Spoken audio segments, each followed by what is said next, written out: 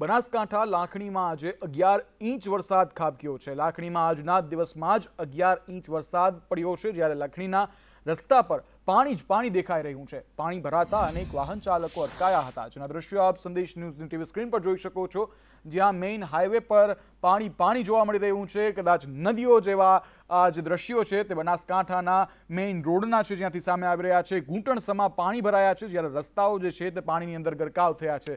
સાથે જ વધુ પાણી ભરાતા આજુબાજુના લોકો પણ પરેશાન થયા છે, વેપારીઓને પણ ધંધામાં માર લાગ્યો છે, ત્યારે રાહદારીઓ અને વાહન ચાલકોને પણ ભારે તકલીફ પડી છે, કારણ કે તેઓના વાહનો પણ પાણીનો વધારે જમાવડો થવાના કારણે બંધ થઈ ગયા હતા।